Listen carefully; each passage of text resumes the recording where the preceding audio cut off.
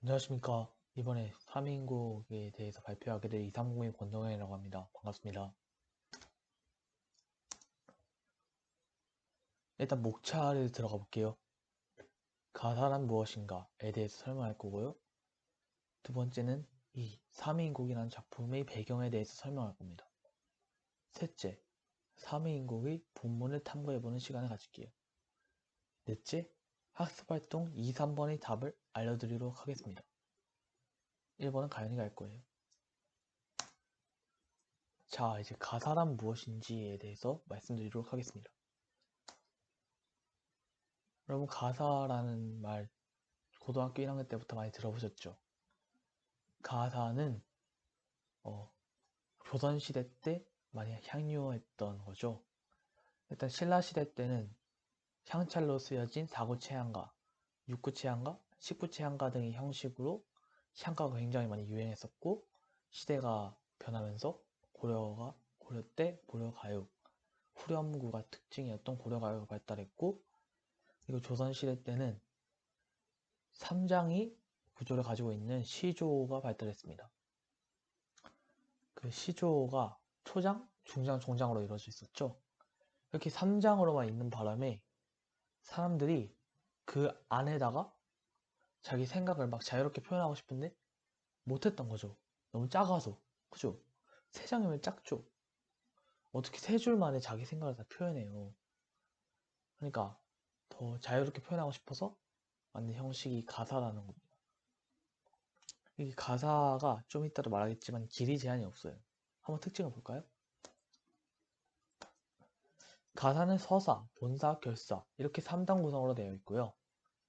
길이 제한이 없어요. 이게 가장 큰 특징이에요. 그러니까 막 길어져도 된다라는 얘기죠.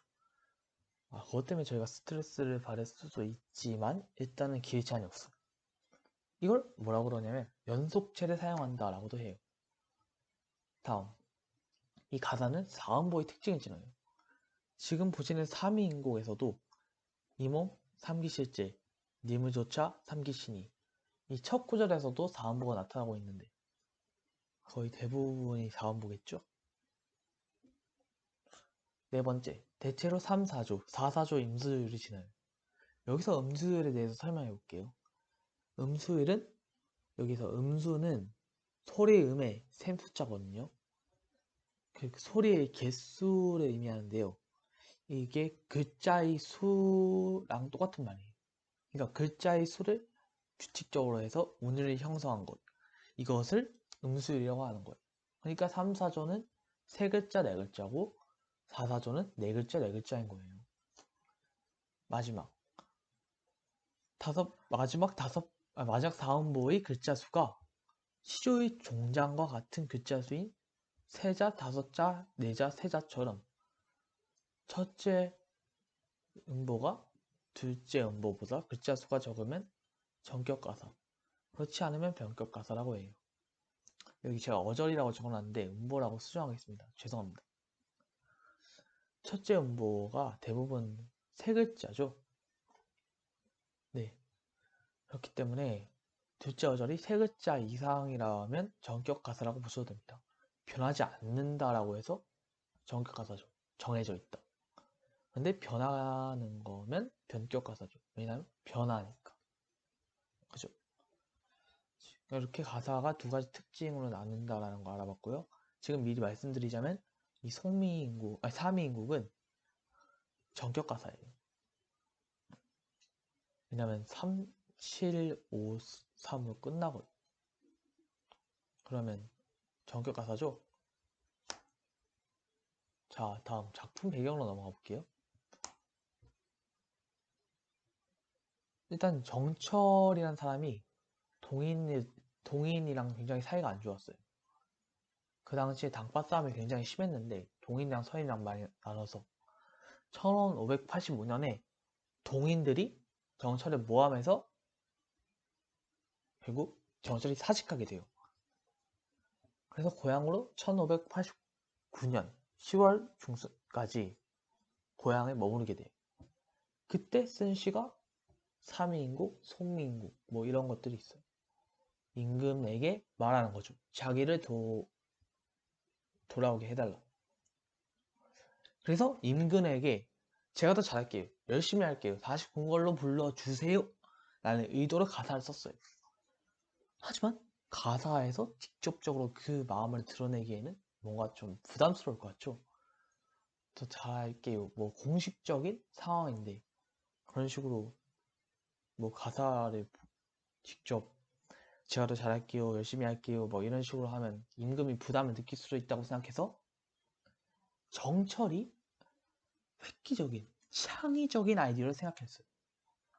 이게 뭐냐, 자기를 여성 활자로 설정하고 임금을 임으로 설정하는 방식이었어요.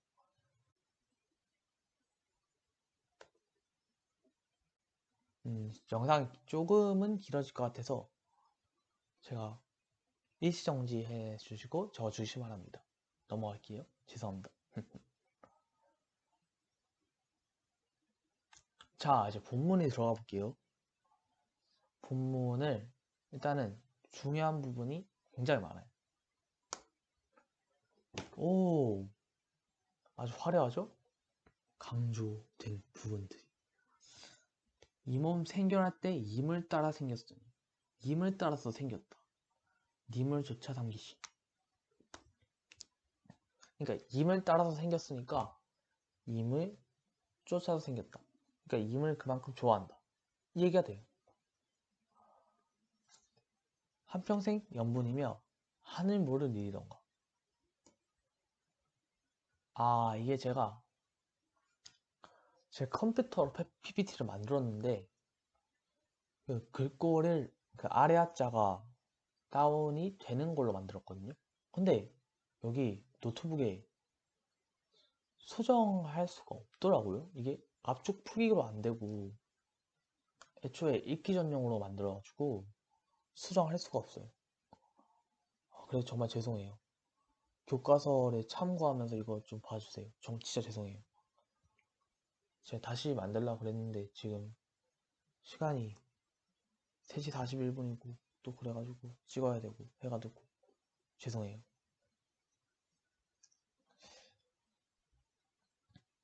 자, 하늘 모를 일이던가. 이게 왜 하늘도 모르겠냐라는 뜻인가? 왜냐면 하늘 모르는 일이던가 하늘이 모를 리가 있냐? 그러니까 하늘도 모르겠냐? 하늘도 안다 라는 거죠. 하늘이 안다는 건 뭘까요? 하늘이 아니까 운명적인 거죠. 그러니까 우리의 운명적인 만남다 라는 걸 강조하고 있는 거죠. 이 하늘 모르는 일이던가 나는 설의 법을 이용해서 강조하고 있어요. 맞아요. 그러니까 설의법, 이 표현 방법 굉장히 많이 나오니까 잘 알아두셔야 돼요. 앞으로 2번 더 나올 거예요. 제가 수업하는 부분에서. 그리고 굉장히 중요한 부분이 있어요. 괴신이, 이게 뜻이 뭐냐? 사랑하신이에요. 괴로워하다라고 생각하시는 분들이 많을 수도 있어요. 하지만 사랑하신이에요. 이거 외워야 돼요. 많이 나와요. 고전에서. 모의고사에서도 그렇고 내신에서 가끔 나올 때도 있고. 그러니까 여기 옆에 194쪽에 용어 정리를 잘 보시고 잘 외워두시면 나중에 고전 시간 딴 데를 갔을 때도 잘 할 수 있다 이 말이에요. 그러니까 대부분 외워두는 게 좋아요. 내용을 정리하자면 이 첫 번째 서사 1, 이거는 임과의 인연을 의미해요. 임을 따라 생겼다. 이건 운명적. 알겠죠? 넘어가겠습니다. 자, 다음에 한번 살펴보도록 할게요. 한데 내자 하였더니, 이거는 화자의 소망을 의미해요.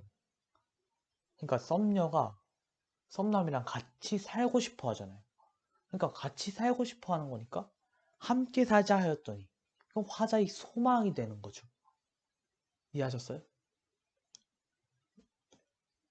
정철도 마찬가지죠. 정철도 임금이랑 같이 살고 싶어 하니까 유배지에서 말고 그냥 직접 같이 궁궐에서 살고 싶어 하니까 그렇게 되는 거죠. 다음, 늙어야 무사일로 외워두고 그리는가. 늙어서야 무슨 일로 외로이 두고 이러시나요? 시간이 가니까 늙어서니까 무슨 일로 외로이 두고 이러냐. 그러니까 왜 외로이 두냐. 따로 떨어져 있는 것을 의미하죠. 현재 따로 떨어져 있어요. 썸녀랑 선남이랑 떨어져서 살고 있어요.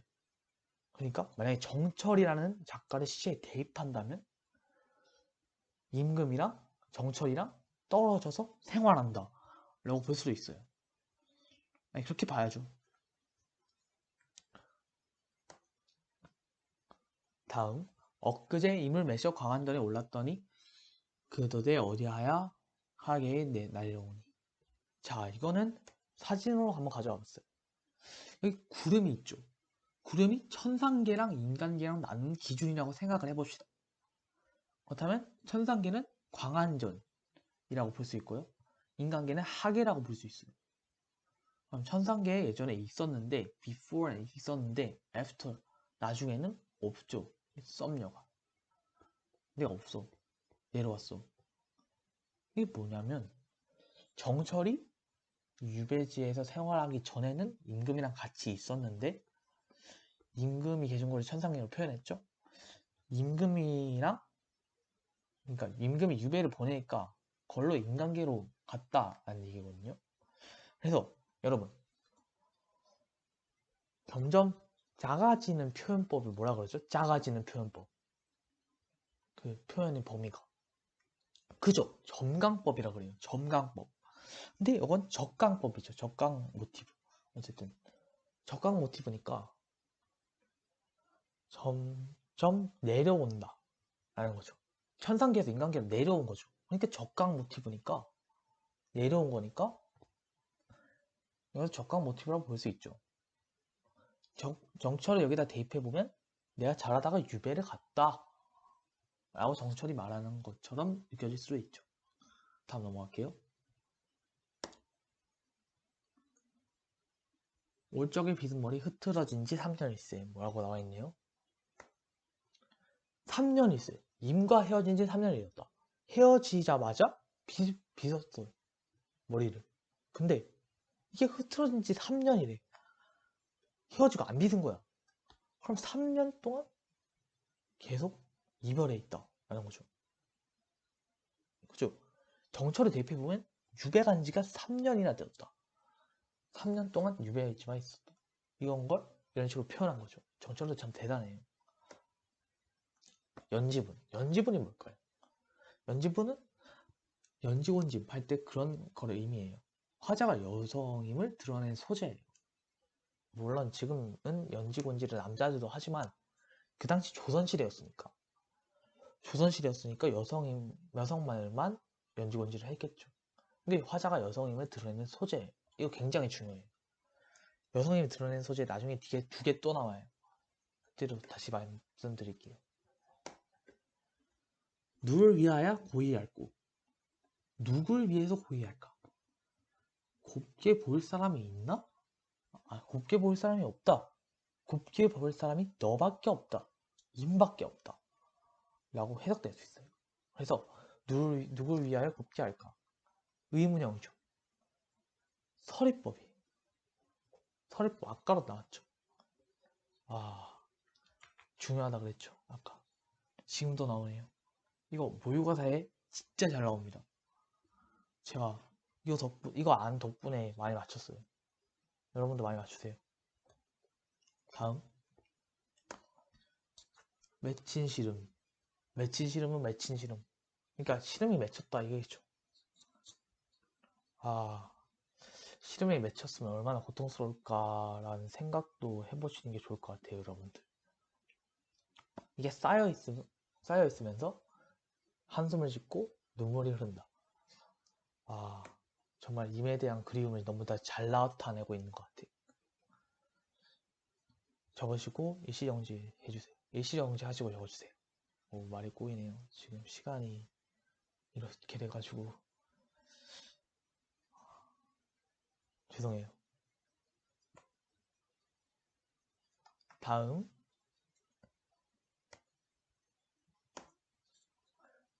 인생은 유한한데 시름이 끝이 없다. 아, 이 부분이 굉장히 인상 깊게 읽었어요. 여러분 영원히 살 수 있어요? 못 살죠. 영원히 못 사는데 그 못 사는 삶 내에서도 시름이 끝이 없다. 인생이 유한한데 그 인생 중에서마저도 시름이 끝이 없다. 라는 얘기 뭐야? 화자가 그만큼 계속해서 고통을 받는다는 얘기죠. 그러니까 화자가 겪는 고통을 강조하는 게 저 얘기죠. 시름이 끝이 없다. 다음, 무심한 세월은 물 흐르듯 하는구나. 물 흐르듯 한다. 세월이 물 흐르듯 한다. 세월이 지나간다. 그냥 세월이 지나간다. 무심하게. 라고 해석하시면 되고요. 그 다음, 염량이 때를 알아가는 듯 고태오니. 더위와 추위가 때를 알아가는 듯 다시 온다. 그러니까 덥고 춥고 계속해서 때를 알아가는 듯 다시 와. 근데 그때 에어컨 있었어요? 없었고 히터 있었어요? 없었죠. 더위와 추위가 때가 알아가는 듯 다시 온다. 이건 계절이 바뀌는 걸 의미해요. 계절이 바뀌어. 계절이 바뀌니까 시간도 흘러.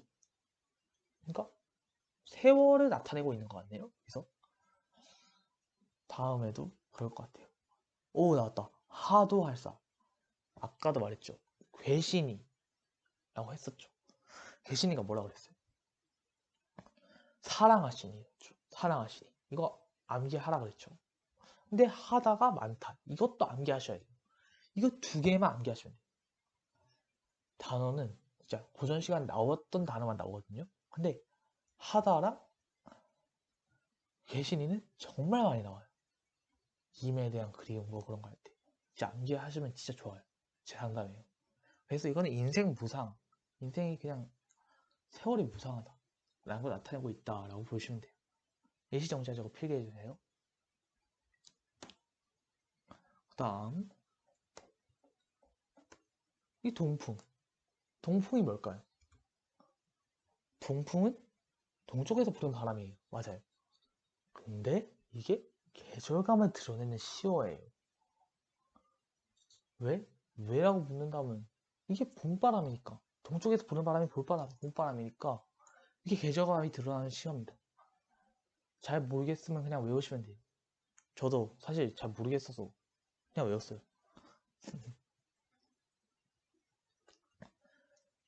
그 다음 사실은 동풍이 왜 봄바람인지 설명을 드려야 되는데 시간이 없어서 죄송합니다. 25분에 딱 맞을 것 같아요. 그 다음 가득 냉담한데 암양은 무슨 얘기인가? 매우 추운데도 매화 향기가 가득하다. 추운데도 불구하고 매화 향기가 가득해. 그윽한 향기가 있어. 뭐야? 추운데도 폈는데도 그윽해 향기가. 매화가 핀 데에 이어서 향기까지 내고 있어. 그럼 뭐야? 매화는 정철의 충성심을 나타내고 있는 거죠. 저 매화 꺾어내어 임계신데 보내고자. 이미 너를 보고 어떻다 여기실까?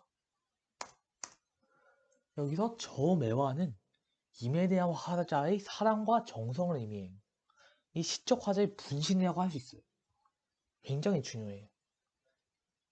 정말 매화가 그런 거 나타낸다는 거 잘 알고 계시면 정말 좋아요. 다음 이미 너를 보고 어떻다 여기실까? 그래서 이미 너를 보고 너는 뭐예요? 매화죠? 네, 매화를 가리켜요. 여기서. 자, 근데 왜 시적 화자의 분신인지 궁금해 하시는 분들도 있으실 것 같아서 설명드릴게요. 여기 썸녀가 썸남한테 가고 싶어 하잖아요. 가고 싶어 하니까 그거를 표현을 한 거죠. 꺾어내어 임계신데 보낸 거죠. 매화가 가는 건데 내가 매화라면 내가 가는 거잖아요. 그러니까 시적 화자의 분신으로 봐도 된다는 거죠. 그 다음 매화를 꺾어서 임에게 보내고 싶은 마음을 나타냈어요. 일시정지하고 적어주세요. 다음 녹음. 녹음은 푸른 잎이 우거진 나무와 숲을 의미해요. 이거는 제가 잘 모르겠어서 찾아본 건데 이렇게 나오더라고요. 이게 이것만 생각을 하면 여름이 떠올라잖아요. 나무, 자, 산이 있고 푸르고 그럼 여름이죠. 어때요? 맞죠? 그다음 휘장. 휘장은 제가 나위라는 단어를 찾아보다가 나위가 비단으로 만든 휘장으로 나와 있길래 이거 뭐지? 휘장이 뭐야? 라고 생각을 했었어요. 근데 알고 보니까 비단으로 만든 휘장, 비단으로 만든 장막이라고 해도 된 것 같았어요. 네. 근데 이게 쓸쓸하게 피어있다. 오, 쓸쓸한 분위기네. 그죠? 그 다음 부용을 걷어놓고 공작 병풍을 들여보니까 뭐야? 부용을 걷어놓고 연꽃을 수놓은 비단 휘장을 덮어놓고 둘러두니까 가뜩이나 시름이 많은데 어찌 말이 긴가? 나왔다. 하다 많다. 제가 아까 말씀드렸죠. 하다는 많다예요. 꼭 기억해 주세요. 지금도 나왔죠. 시름이 많다. 맞아요. 그거예요. 부용을 걷어놓고 둘러두니까 시름이 많아. 한 번 더 볼까요? 더 봐야 될지 주제를 알 것 같아. 원앙금을 배워놓고 오색시를 풀어내서 금자로 지어서 입을 옷을 지어냈다. 바느질하네? 바느질해서 여자가 사용하는 도구가 나와있네? 오색선이랑 금자. 그럼 맞아, 여자네. 아까 하나 더 뭐라 그랬죠? 연지분. 연지분. 아주 중요한 소재죠. 이것도 마찬가지로 화자가 여자임을 나타내는 아주 중요한 소재입니다. 그 다음에 이미옷. 이미옷은 임에 대한 사랑과 정성을 의미해요. 두 번째죠. 아까 첫 번째는 매화라고 했죠. 저매화. 임에 대한 사랑과 정성을 나타내는 두 번째가 이미옷입니다. 왜냐하면 바느질해서 만들어주잖아요. 이미옷을. 그럼 얼마나 정성이 들어가 있겠어요. 그 다음 슈품은 카니와 제도 가자시고 자화자찬. 솜씨는 물론이고 격식도 갖추었구나. 자기가 해놓고 자기가 칭찬하고 있어. 자화자찬. 사자성어. 사자성어지만 아주 일상생활에서 많이 들어본 사자성어죠. 그 다음 산호수 지게 위의 배곡함에 담아두고. 산호수 지게 위에 배곡함에 뭘 담아둘까요? 아까까지 만든 옷을 담아두겠죠? 옷을 걷다 담아둔다는 얘기예요. 그 다음 임에게 보내려고 임 계신 데를 보니까 산이랑 구름이랑 너무 험해. 너무 험해서 못 가. 그래서 산과 구름을 뭐로 보면 되냐면 임과 나의 사이에 가로막는 장애물이라고 보시면 돼요. 제가 가려고 그러는데 못 가. 정처를 대입해볼까요? 정처도 마찬가지로 관직에 오르려는데 못 가. 왜? 동인들이 방해하잖아. 그러니까 동인들이 산과 구름인 거죠. 구름. 그 다음에 뉘라서 찾아갈 거. 누가 찾아갈까? 못 찾아가. 이게 서리법이지, 그쵸? 못 찾아가니까 서리법. 아까 서리법 굉장히 강조했죠. 또 나오죠. 앞으로도 많이 나올 거예요. 그리고 니거든 가거든. 이거는 제가 그냥 되게 궁금해서 저 처음 들어본 단어라서 적어봤어요. 필기해주세요. 옷을 지어 인에게 보내고 싶은 마음이 정리한 거예요. 학습활동은 제가 아까 전에 다 말씀드린 내용이에요. 사음보 연속체다. 이 시조는 첫음보가 3음절이라서 첫음보가 두점보가 짧아서 정격가사다. 우리말이 아름다움을 잘 나타냈다. 이거는 주제 정리에 나와 있었죠. 핵심 정리. 일시 정지하시고 적어주세요. 요것도요. 정과정 굉장히 인상 깊게 읽었었는데 이것도 충신 연주시사예요. 네, 일시 정지하시고 적어주시고 정말 감사합니다. 이상 이상곡인 권동현이었습니다.